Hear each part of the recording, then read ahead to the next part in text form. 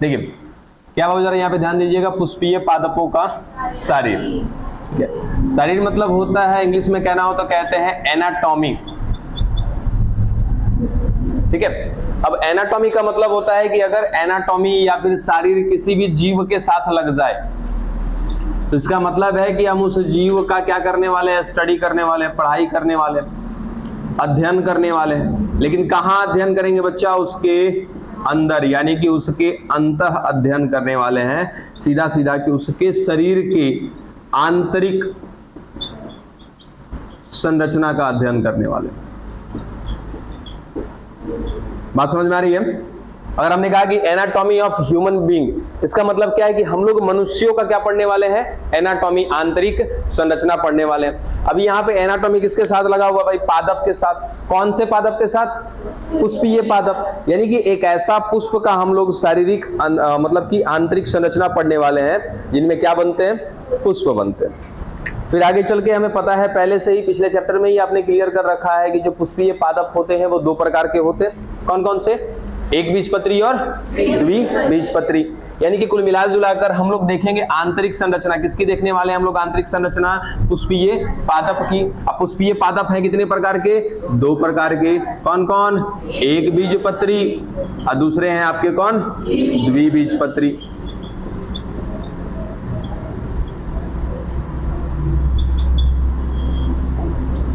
अच्छा, एक बीजपत्री और द्विबीजपत्री बहुत पहले से क्लियर है आप सभी को कि एक बीजपत्री और द्विबीजपत्री में क्या अंतर होता है। जिन्होंने पढ़ा है अच्छी बात है, नहीं पढ़ा है तो केवल एक बात याद में रखिएगा दिमाग में कि अगर आप किसी भी बीज के छिलके को उतारते हैं, जैसे चना, ठीक है, हमने इसके छिलके को उतारा तो छिलके को उतारने के बाद क्या मिलते हैं? चने के दो दाने मिलते हैं, ऐसे मिलते हैं अंदर।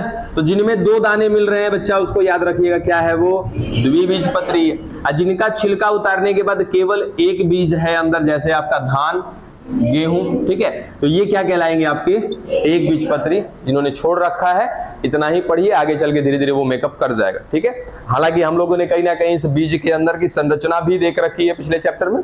चलो, तो यहां तक की बात क्लियर। क्या पढ़ने वाले हैं? पुष्पीय पादप पढ़ने वाले हैं। ठीक है, कौन कौन से पढ़ेंगे? एक बीजपत्री और द्विबीजपत्री। क्या पढ़ने वाले हैं? इसका शरीर पढ़ने वाले, यानी कि पूरा इसके अंदर की क्या संरचना होती है वो सारे कुछ देखने वाले। ठीक है,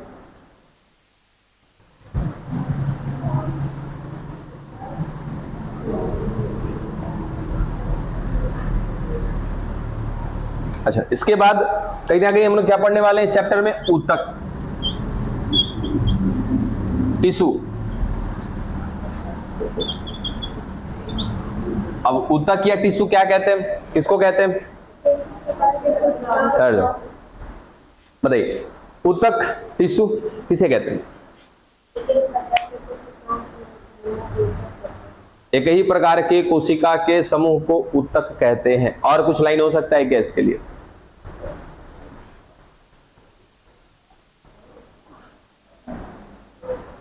जिनका लगभग कार्य भी क्या होता है? समान होता है। समझे? साथ ही साथ आप ऐसा भी कह सकते हो जिनकी उत्पत्ति भी क्या हो? समान हो। ठीक है, बढ़िया। चलिए, ऊतक पढ़ने वाले कौन कौन से ऊतक पढ़ने वाले यहां पे? देखिए, दो प्रकार के ऊतक पढ़ने वाले हम लोग। सबसे जो पहला पढ़ेंगे बीजयोतक, और दूसरा क्या पढ़ने वाले हम लोग? अस्थाई। इसको कहते हैं हम लोग परमानेंट टिश्यू। इसमें भी क्या लगाइएगा? ऊतक।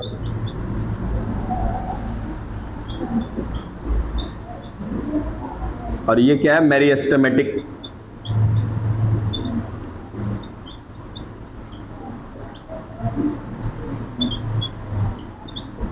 ठीक, दो तरह की कोशिका पढ़ने वाले हैं, यानी कि दो तरह के कोशिका का समूह पढ़ने वाले हैं। ठीक है, कुल मिलाजुला क्या पढ़ने वाले हैं? ऊतक। इस चैप्टर में दो प्रकार के ऊतक हमारे पास है। पहला है बीजयोतक ऊतक, दूसरा है कौन? अस्थायी ऊतक। देखो, एक बात ना दिमाग में रखना बाबू, ये चैप्टर काफी ज्यादा बोरिंग चैप्टर है। बोरिंग इसलिए है क्योंकि यहाँ पे केवल और केवल ना आपको पढ़ना पड़ता है, समझने को ज्यादा नहीं मिलता है, ना ही कोई ज्यादा कॉन्सेप्ट आते हैं सामने, इसलिए काफी ज्यादा बोरियत हो जाता है। तो कृपया करके बढ़िया से शुरू से पढ़ोगे ना तो चैप्टर काफी हद तक समझ में भी आएगा। दूसरा चीज, इस चैप्टर से रिलेटेड है आपके अगले चैप्टर, और इसके साथ साथ ये चैप्टर काम में आएगा आपके सेकेंड ईयर में भी। समझ में आ रही है? तो कभी इसको ध्यान में पढ़िए, अच्छे से पढ़िए, जहां ना समझ में आए वहां रोकिए, हमें बताइए कि सर ये बातें नहीं समझ में आ रही है, बात पहले पढ़ रही है। तो ओवरऑल हम देखिए आज एक डायग्राम बना रहे हैं इस चैप्टर में क्या क्या पढ़ेंगे हम लोग, ठीक है। हल्का हल्का हर एक शब्द के बारे में जानते भी जाएंगे, एक ओवरव्यू हमने देख लिया। ऐसा होता है ना कि आपने मतलब कि कोई मूवी आई है, कोई देख के आया, वो आपको आकर के वो क्या आपको थोड़ा सा डिटेल बता देता है, तो थोड़ा सा एक इंटरेस्ट आ जाता है कि ये चीजें पढ़ना है, फिर आप जाकर के मूवी देख लेते हो। तो वैसा ही कुछ है कि आपने हल्का सा जान लेना है कि एक एक शब्द क्या क्या चीजें आएंगी इस चैप्टर में, उसके बाद एक एक करके सबको धीरे धीरे पढ़ना स्टार्ट करते हैं, ठीक है। तो क्या क्या बातें हुई कि इस चैप्टर में मुख्यतः हम लोग दो तरह के ऊतक पढ़ने वाले, विभजीय ऊतक ऊतक और अस्थायी ऊतक। अब एक बात सामने आती है कि इसको हमने बांटा क्यों।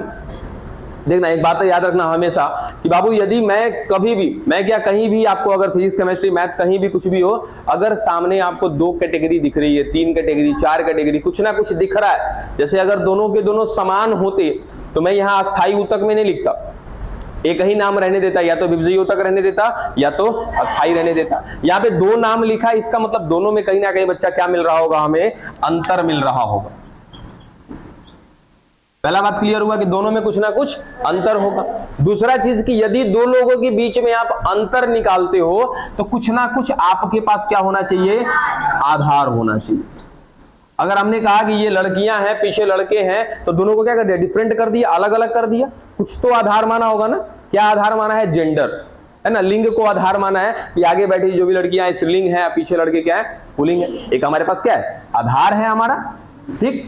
उसी तरीके से हमने कहा कि विभजीय ऊतक ऊतक मिल रहे हैं, अस्थायी ऊतक मिल रहे हैं, तो हमारे पास क्या होना चाहिए, आधार होना चाहिए। आइए समझते हैं वो आधार क्या है। देखो, एक कोशिका का सिस्टम सुनो। कोशिका हालांकि मेरे ख्याल से लगभग लोगों ने पढ़ा भी होगा, कोशिका पढ़ा है ना। अच्छा, कितने लोगों ने कोशिका नहीं पढ़ा है? कोशिका जिन्होंने नहीं पढ़ा है, नए स्टूडेंट लगभग कोशिका नहीं पढ़े। आप तो नए स्टूडेंट नहीं थे, बीच में गैप किए थे। अच्छा कोई बात नहीं, चलिए पढ़ेंगे हम लोग, यहां भी आएगा पढ़ने के लिए कोशिका, हालांकि वो हमने बेस खड़ा किया था अपना। देखो अभी कोशिका का सिस्टम क्या होता है, कोई भी कोशिका, अगर मैं एक सामान्य कोशिका की बात करूं तो ये कोशिका, इसमें क्या होते हैं, इसके केंद्रक, ठीक है, एक ही केंद्रक होता है। अब ये कोशिका क्या करती है बाबू, विभाजन करती है। एक सवाल आता है कि विभाजन क्यों करती है? नई कोशिका बनाने के लिए। अगर और डेप्थ में जाएंगे, और डिटेल में अगर आपसे पूछे तो ये कोशिका इतनी बड़ी हो चुकी है, इतनी वृद्धि कर चुकी है। अच्छा देखो, कोशिका का सारा कार्य कौन संभालता है, इसका केंद्र, है ना। इसीलिए हम लोग केंद्र को क्या कहते हैं, कोशिका का मालिक कहते हैं, डायरेक्टर ऑफ द सेल कहते हैं। अब जैसे क्या होता है कि घर में पिताजी हैं, अभी आज तक पिताजी सब कुछ मेंटेन कर रहे हैं, चाहे रुपया पैसा, खाना पीना, जो भी खर्च वगैरह है सब पिताजी मेंटेन कर रहे हैं। लेकिन एक समय ऐसा आता है कि पिताजी बूढ़े होने लगते हैं, उनके बच्चे क्या होने लगते हैं, बड़े होने लगते हैं। तो पिताजी अपना सारा कार्यभार, उनके 2 बच्चे हैं, 3 बच्चे हैं, उनको क्या करते हैं, सौंप देते, बंटवारा कर देते हैं सबको।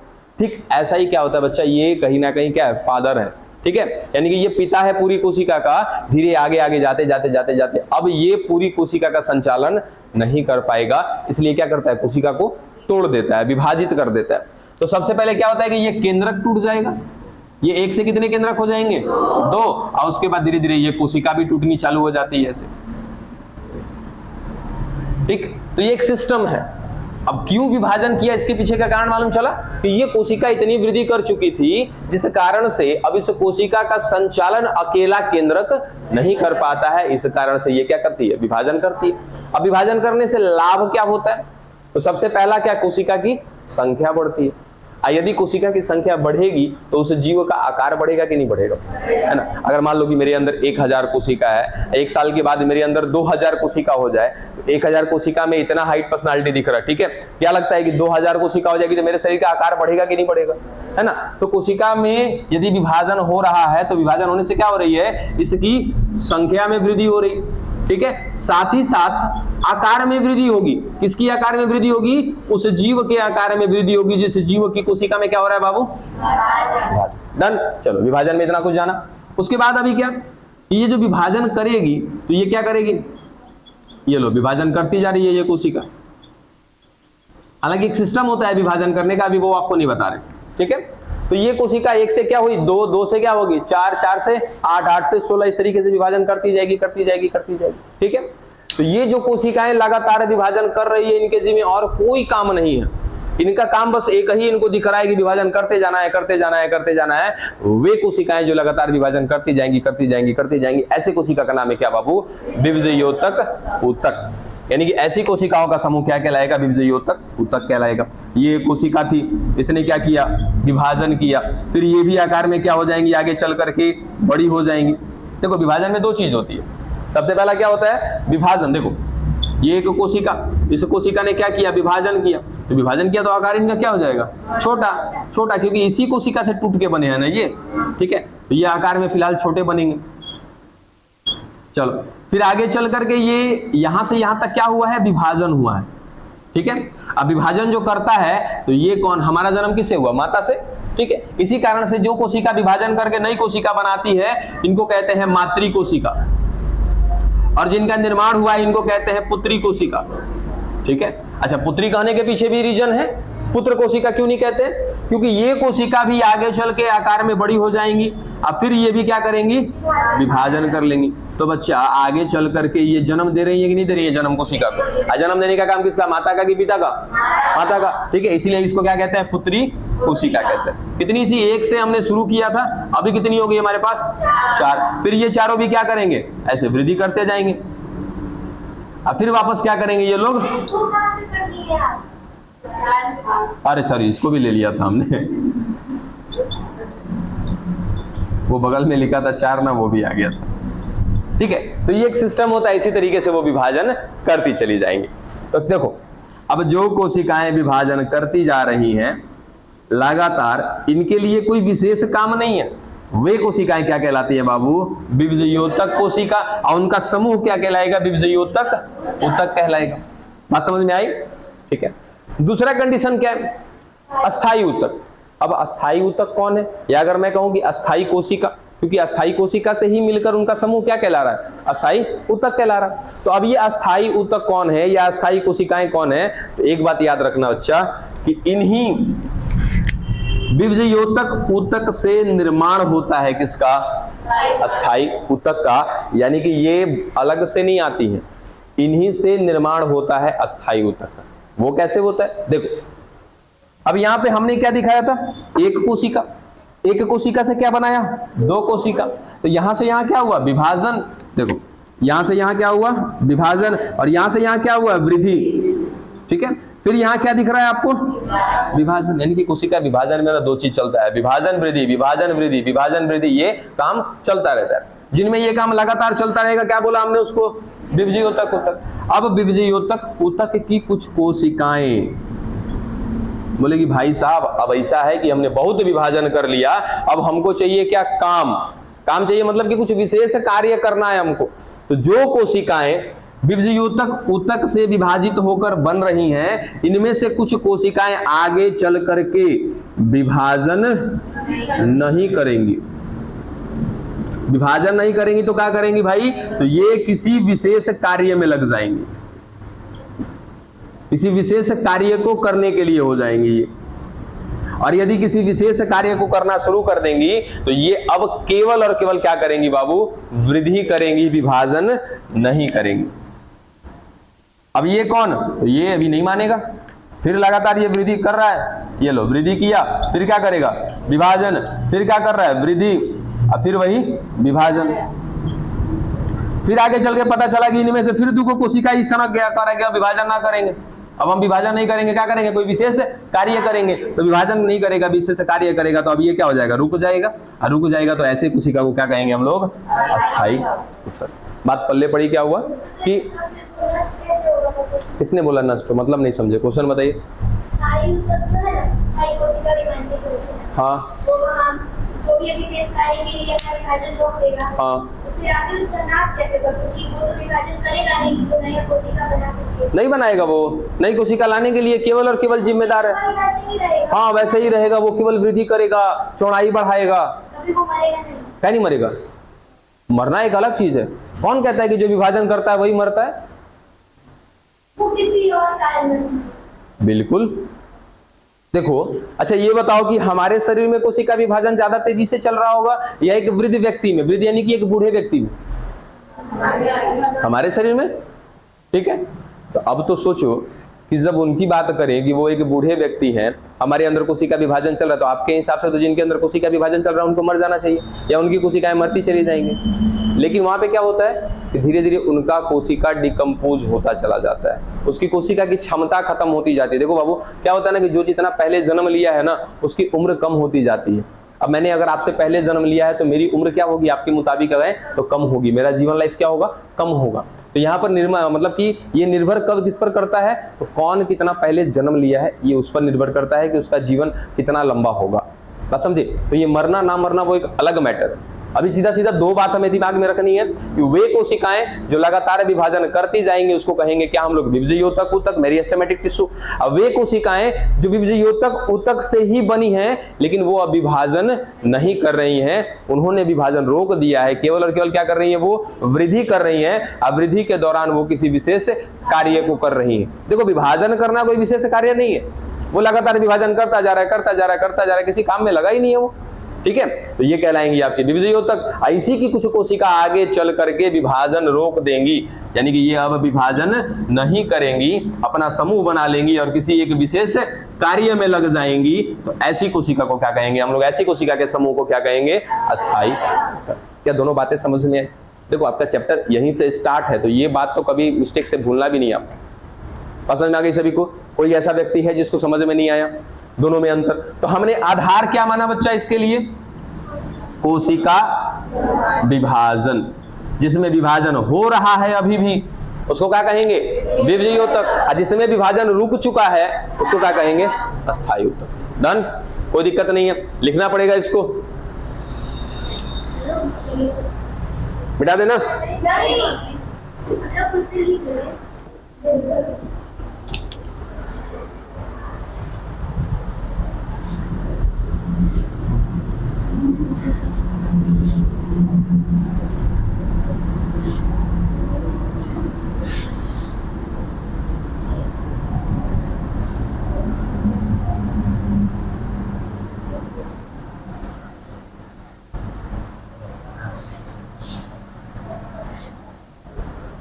चलिए, अगर मैं उत्पत्ति की बात करूं तो अस्थायी ऊतक किससे बन रहा है बाबू,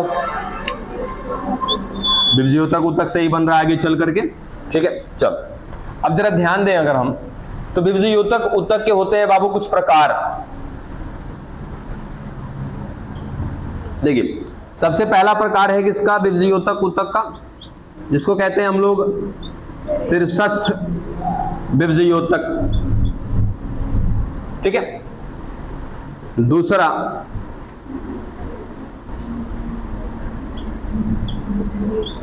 अंतर्वेशी विभजयोतक और तीसरा कैम्बियम।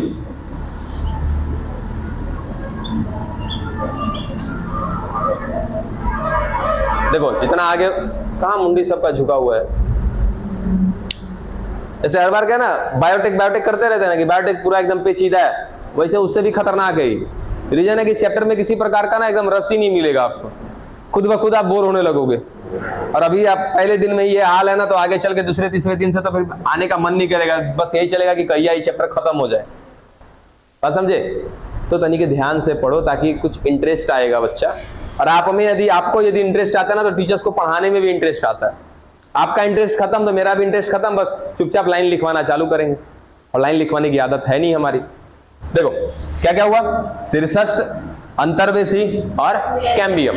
इसमें से जो दिमाग में जा रहा है जाने दो, जो नहीं जा रहा वेट करो, समझाएंगे एक एक करके। अब देखिए अस्थायी ऊतक। अस्थायी ऊतक होते हैं बाबू दो प्रकार के। सबसे पहला सरल अस्थायी ऊतक, ठीक है, पूरा नाम लिखते हैं, हमेशा याद रखिएगा।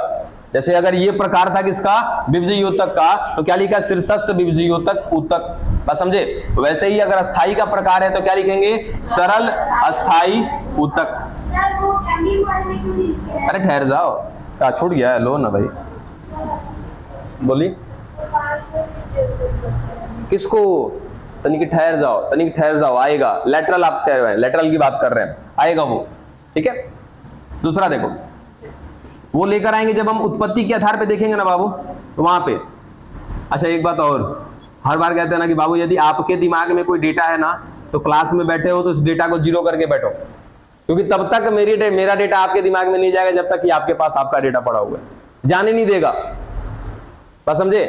तो साइड करके रखा करो उसको, ऐसा नहीं है कि कुछ आपको गलत बता देंगे, जो है वो आएगा ही आएगा, क्योंकि आगे चल के पढ़ेंगे ना कि पार्श्व जो होते हैं, पार्श्व दो प्रकार के होते हैं, अंतरापुलीय होते हैं, अंत्यपुलीय होते हैं। इसमें से जो अंत्यपुलीय जो होता है वो प्राथमिक होता है, अंतरापुलीय जो होता है वो द्वितीयक होता है, लेकिन कार्य द्वितीय के रूप में करता है, पूरा गड़बड़ा जाएगा पूरा सीन, ठीक है। तो एक सिस्टम है हमारा पढ़ाने का, उससे चलिए। क्या बोला, सरल अस्थाई ऊतक। दूसरा क्या है इसका, जटिल अस्थाई ऊतक, ठीक है। दो प्रकार हो गए यहां भी। अब इतना तो समझ में आ गया कि विभज्य योतक क्या है और अस्थाई क्या है। इसका मतलब कि ये सारे के सारे कहीं ना कहीं क्या होंगे, विभाजन करने वाले होंगे, ठीक है। और ये क्या होंगे, चुपचाप केवल और केवल क्या करने वाले होंगे, वृद्धि करने वाले होंगे, ठीक है। अब सरल अस्थाई ऊतक की अगर मैं बात करूं तो बच्चा, सरल अस्थाई ऊतक वापस से है 3 प्रकार का।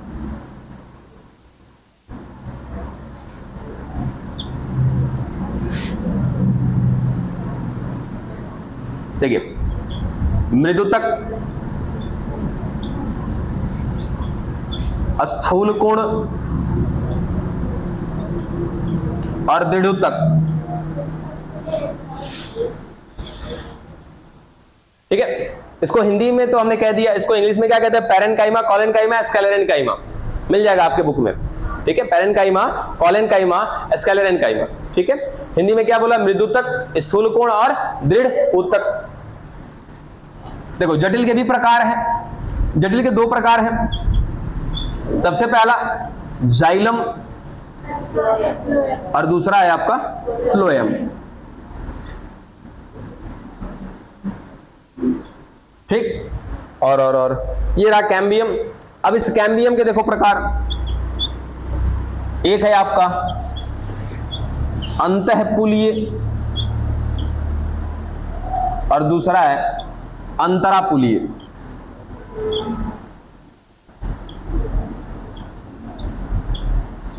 चल, ये हो गए इसके प्रकार। कौन कौन, विभज्य योतक के 3 प्रकार, शीर्षस्थ, अंतर्वेशी, कैम्बियम। कैम्बियम के 2 प्रकार, अंतःपुलीय, अंतरापुलीय। लास्ट में लिखो नहीं बच्चा, सब कुछ बुक में है, क्या लिख रहे हो, है बुक में बाबू ऑलरेडी, परेशान नहीं होइए। यहां देखिए, इतने प्रकार मिल जाएंगे कि कंफ्यूज आ जाओगे पूरा। उसके बाद अस्थाई ऊतक, अस्थाई ऊतक कितने प्रकार के, 2 प्रकार के, सरल और जटिल, ठीक है। सरल के 3 प्रकार, कौन कौन, मृदुतक, स्थूल कोण और दृढ़ ऊतक। जटिल के प्रकार 2, जाइलम और फ्लोएम, ठीक है। अब आइए थोड़ा थोड़ा सबके बारे में जानते हैं।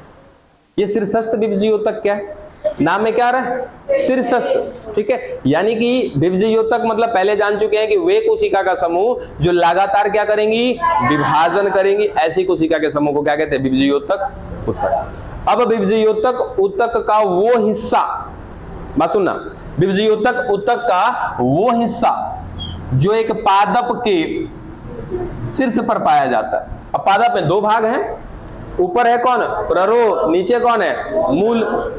तो इसके मूल के शीर्ष पर, मूल का शीर्ष कौन होगा, ये निचला भाग, क्योंकि यही जाता है आगे की ओर। जो हमारा आगे की ओर वृद्धि करता है वो क्या होता है, शीर्ष होता है। जैसे हम ऊपर की तरफ वृद्धि करते हैं तो हमारा क्या है, शीर्ष। ये पेड़ अगर ऊपर की तरफ वृद्धि कर रहा है तो उसका शीर्ष क्या होगा, जैसे हम लोग फुनगी कहते हैं तो वो उसका शीर्ष हो जाएगा। जड़ नीचे की तरफ वृद्धि कर रहा है तो जड़ का क्या हो जाएगा, ये वाला शीर्ष भाग होगा।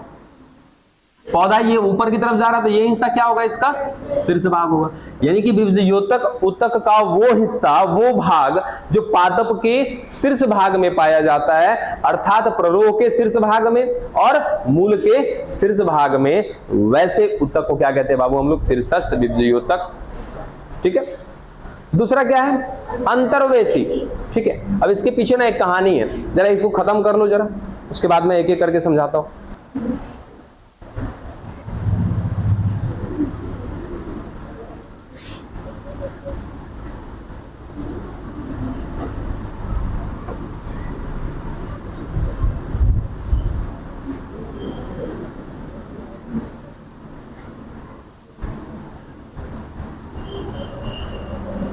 देखिए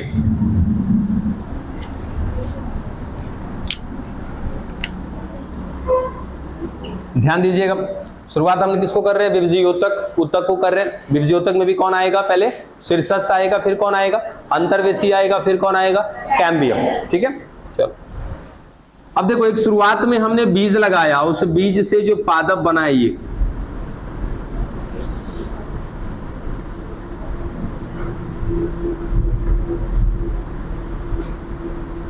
ठीक है, यानी कि मृदा से कुछ भाग इसका ऊपर है, मृदा से कुछ भाग इसका नीचे है। जो ऊपर है उसको प्ररोह कहते हैं, कई बार कह चुके हैं, जो नीचे है उसको मूल कहते हैं।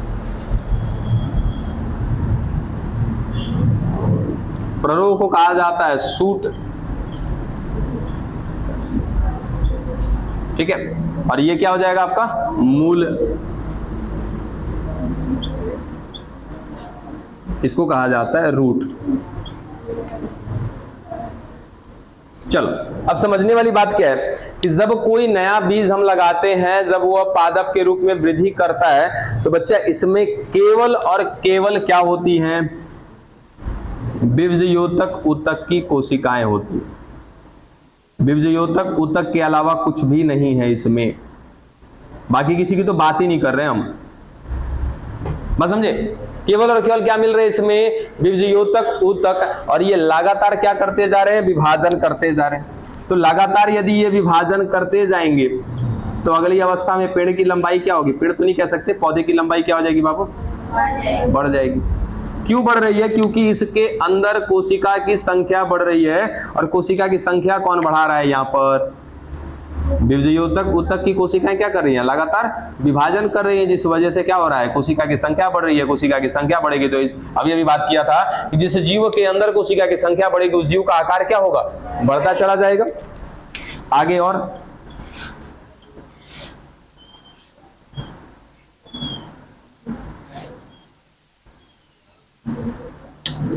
अब थोड़ा सा देखो सीन चेंज। अभी तक तो विभाजन ठीक ठाक चल रहा था, कोई दिक्कत नहीं था। क्या क्या बन रहा था, तो केवल और केवल विभज्योतक ऊतक की कोशिकाएं बन रही थी, क्या करके, विभाजन करके। अब ये ऊतक की कोशिकाएं, इनमें से कुछ कोशिकाएं क्या करेंगे, विभाजन करना बंद कर देगी। अब विभाजन करना यदि बंद कर देगी तो वो आ करके एक जगह पर इकट्ठा होने लगेंगी। और क्या, तो भाई साहब अब हम विभाजन नहीं करने वाले हैं, अब हमको काम दिया जाए, हम लोग क्या करेंगे, अब किसी विशेष कार्य में लग जाएंगे, हम लोग कार्य करना शुरू करेंगे। ठीक है, ऊपर किसमें, प्ररोह में भी, क्यों, क्योंकि प्ररोह में भी क्या मिल रहा था, विभज्योतक ऊतक मिल रहा था। प्ररोह में मिलने वाला विभज्योतक ऊतक का कुछ हिस्सा विभाजन करना बंद कर देता है। ठीक उसी प्रकार से मूल में भी कहां मिल रहा था, पूरे भाग में मिल रहा था, कौन, विभज्योतक ऊतक। यहां की भी कुछ कोशिकाएं क्या करेंगी, विभाजन करना बंद कर देगी, ये भी रुक जाएंगी, विभाजन नहीं करेंगी। तो ऐसी कोशिकाएं जिन्होंने अपना विभाजन रोक दिया, अब मैं इन कोशिकाओं को नाम दूंगा क्या बाबू, अस्थाई ऊतक। और जो अभी भी विभाजन करने वाली हैं वो कहां पर होंगी बाबू, शीर्ष पर चली जाएंगी ऐसे। अब बताओ, क्या अस्थाई ऊतक का निर्माण नहीं हुआ है क्या विभज्योतक से, उसी की कोशिकाएं हैं। ठीक है, और अभी भी नीचे भी मिल रही है ये बात, पल्ले पड़ी यहां तक। ठीक है, तो वे कोशिकाएं जो शीर्ष पर मिल रही हैं और क्या कर रही हैं, विभाजन कर रही है, उन कोशिकाओं को क्या नाम दिया है, शीर्षस्थ विभज्योतक ऊतक। और ये एक तरीके से क्या है, प्रकार है, किसका प्रकार है, आपके विभज्योतक ऊतक का प्रकार। डन, विभज्योतक ऊतक कौन, जो विभाजन करेगा, शीर्षस्थ कौन, जो शीर्ष पर मिलेगा, खत्म कहानी इसकी। अब देखो जरा आगे, ये हो गया कौन आपका,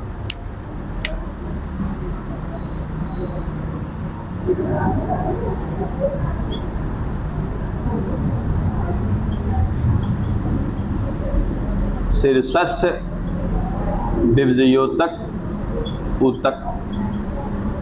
इसको इंग्लिश में कहते हैं एक्सियल मेरिस्टेमेटिक टिश्यू।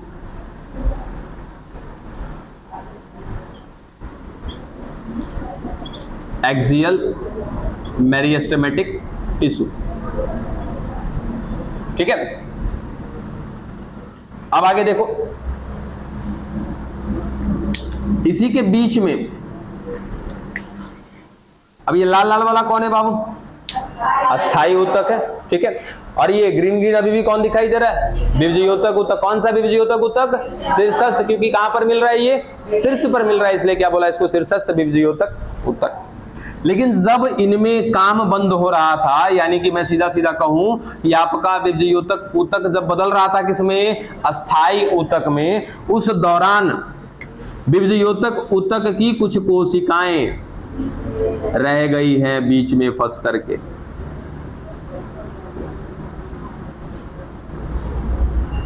यानी कि सीधा सीधा कि आपके अस्थाई ऊतक के बीच में विभज्योतक ऊतक का कुछ हिस्सा रह गया है। तो जो हिस्सा रह गया है, जो ऊतक बच गए हैं कहां पे? अस्थाई ऊतक के बीच में। अभी भी कौन है ये?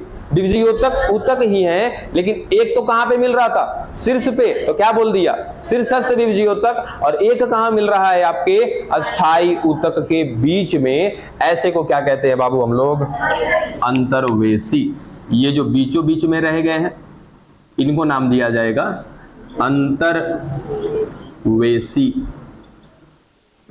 विभज्योतक ऊतक। क्या ये क्लियर हुआ?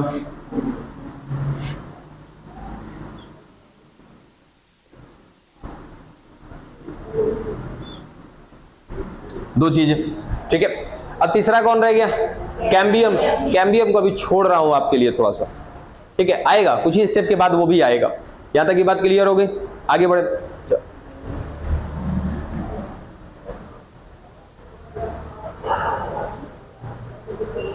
इसको लिखना नहीं पड़ेगा ना, मिटा दें इसको। करना क्या है? पिक्चर तो आपको बना के समझाया है ताकि आपके दिमाग में बैठे। सही में ना?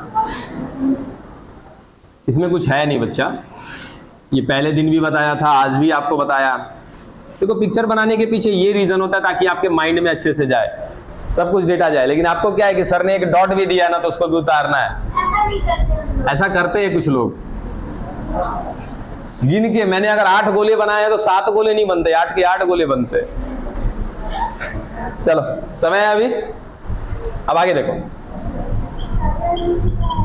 अरे ठहर जाओ थोड़ा सा। विभज्योतक ऊतक के प्रकार, ठीक है। फिर देखेंगे क्या? विभज्योतक ऊतक के प्रकार। हाँ, मैं सनक नहीं रहा हूं, सही हूं, देखो।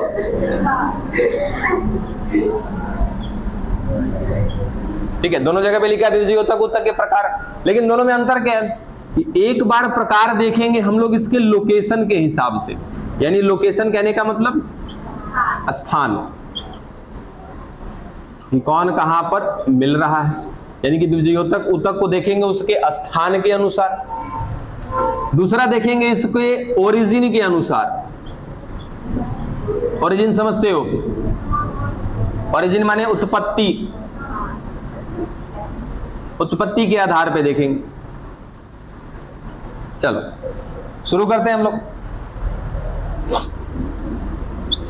एक हमने देख रखा है अभी अभी, क्या?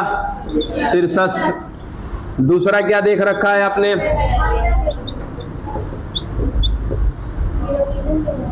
हाँ बिल्कुल। और तीसरा कैम्बियम। नहीं, अब इसको कर देते हैं पार्श्व। आगे बच्चा आपकी बात, ठीक है। अरे बुढ़ो लो, अच्छा ओरिजिन को बाद में देखते हैं। देखो अब शीर्षस्थ उसे कहेंगे जो कहां पर मिलेगा बाबू? शीर्ष पर। किसके किसके शीर्ष पर मिलेगा? प्ररोह के। और किस पर मिलेगा? मूल के। मिल रहा है लोकेशन, ठीक है। अंतर्वेशी इसको कब कहेंगे? कि जब ये कहां पर होगा बाबू? अस्थाई ऊतक के बीच में होगा। तो जो अस्थाई ऊतक के बीच में होगा उसको क्या कह देंगे हम लोग? अंतर्वेशी। अब आ गया पार्श्व। तो पार्श्व किसको कहते हैं? अच्छा, पार्श्व भाग समझते हो? पार्श्व भाग बीच का भाग नहीं होता है, किनारे का भाग होता है, उसको कहते हैं पार्श्व। ये अगर मैं कहूं तो ये हमारा क्या है? किनारे का हिस्सा, बार का हिस्सा, इसको कहते हैं क्या? पार्श्व। इंग्लिश में कहते हैं लैटरल, ठीक है। तो यदि ये कहां मिलेगा, पार्श्व भाग में मिलेगा, यानी कि मैं कह सकता हूं इसको कहां पे मिलेगा, किनारे पर या किनारे से मिल रहा है। अब किनारे से कहने का मतलब और एक कि बाहर बाहर मिल रहा है। और नहीं समझ में आए तो ये देखो, ये एक पादप है, ठीक है। अब इस पादप में ये किनारे किनारे, बात समझ में आ रही है। तो जो किनारे किनारे भाग होते हैं उसको क्या कहते हैं हम लोग, पार्श्व भाग कहते हैं। यानी कि पार्श्व हिस्से में मिलने वाला जो आपका विभज्योतक का प्रकार होगा वो क्या कहलाएगा, पार्श्व, ठीक है।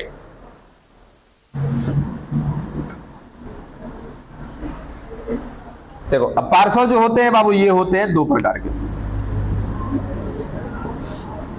इसी में आ रहा है क्या आपका अंतःपुलीय और दूसरा अंतरापुलीय। इसको इंग्लिश में कहते हैं इंटरफेसिकुलर, इंट्राफेसिकुलर। अभी छोड़ के रखा है ताकि अभी इसी को समझ लो पहले आप, बाकी आपका इंग्लिश लिखवा देंगे हम वो, कई बार आएगा क्लियर हो जाएगा।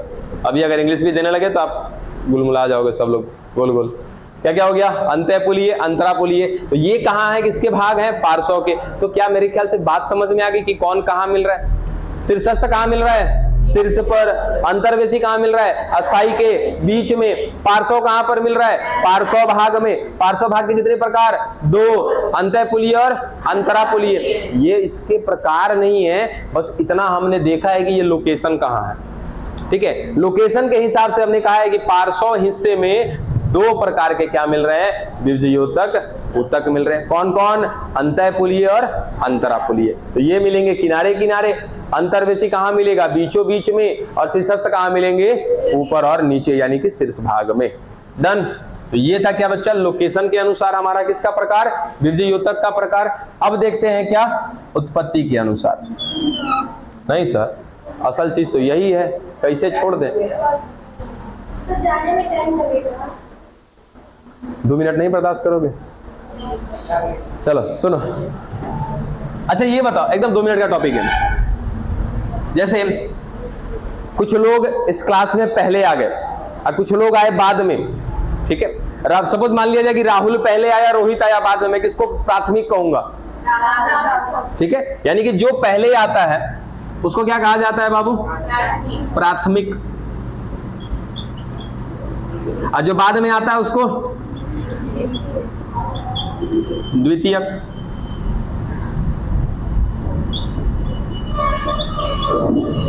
अब थोड़ा सा दिमाग घुमाने वाली बात, जो पहले आया वो प्राथमिक, जो बाद में आया वो द्वितीयक। यानी कि विभज्योतक ऊतक कितने प्रकार के हो जाएंगे उत्पत्ति के आधार पे, 2 प्रकार के, प्राथमिक विभज्योतक ऊतक, फिर द्वितीयक विभज्योतक ऊतक।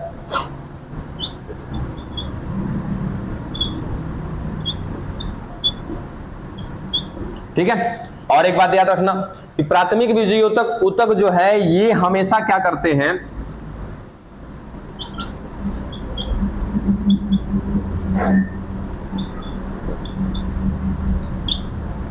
ये लंबाई बढ़ाते हैं।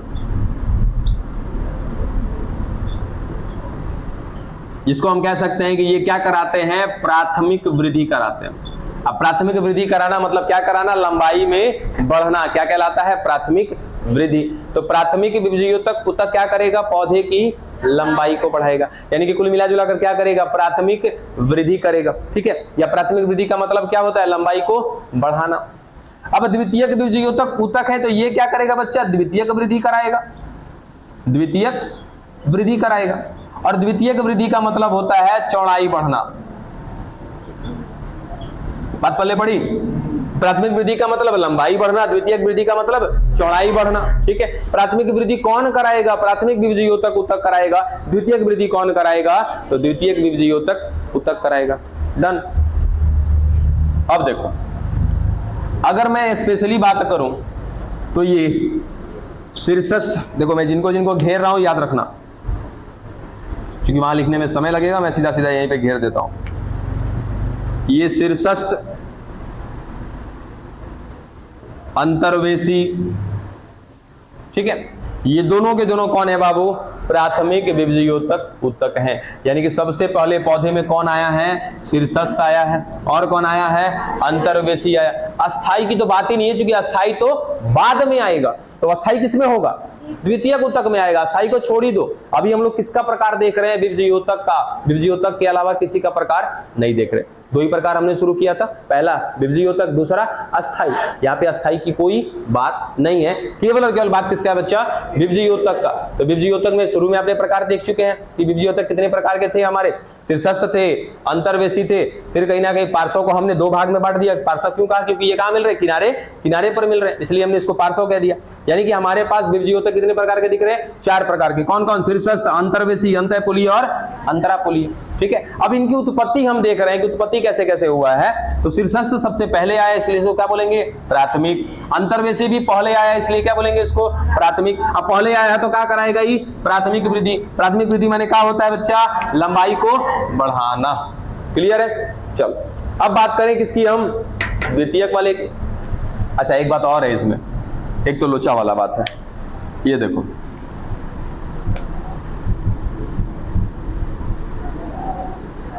ये अंतःपुलीय। लोचा वाला बात क्या है देखो तो पहले। अंतःपुलीय भी क्या है बच्चा? आपका प्राथमिक विभजियोतक ऊतक है। यानी कि 3 लोग पहले आए हैं। कौन कौन? शीर्षस्थ, अंतर्वेशी और कौन? अंतःपुलीय।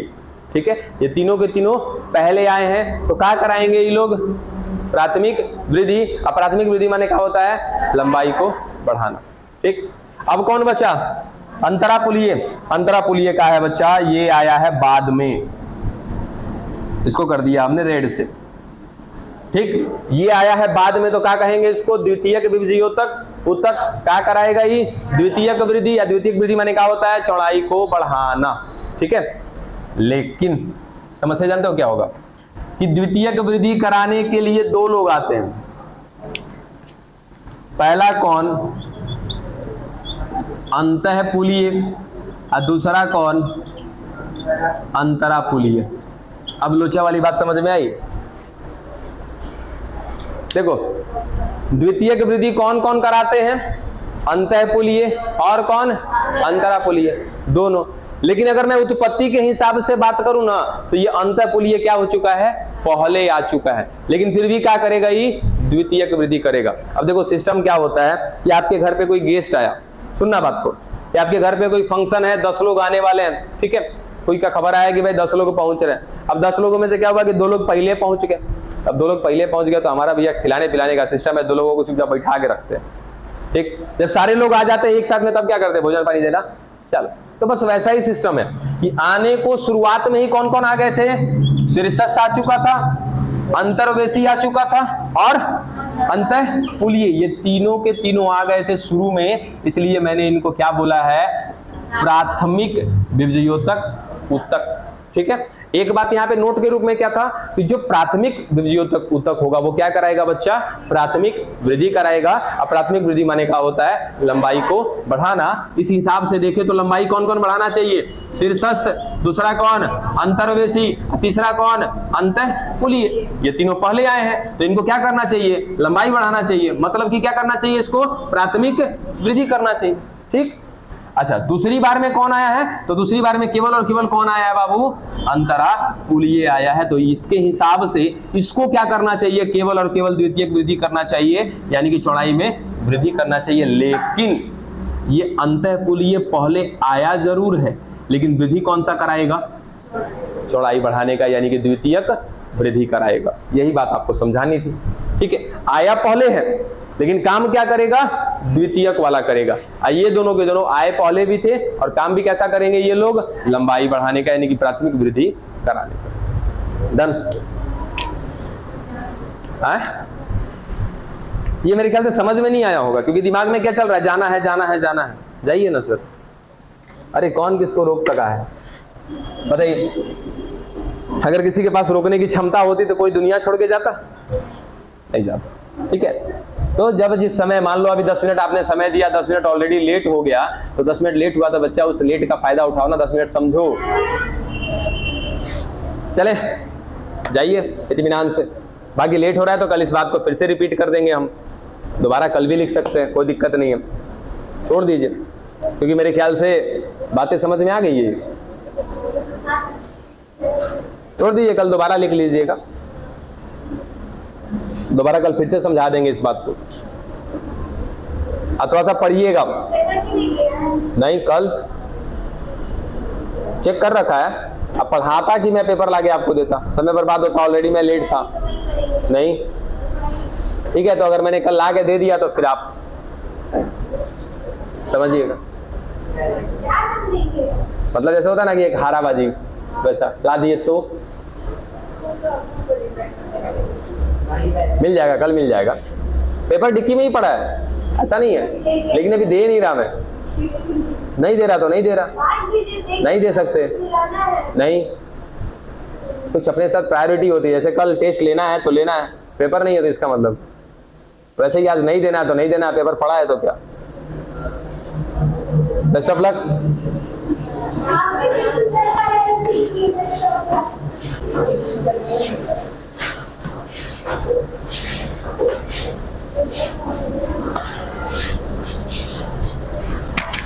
Thank you.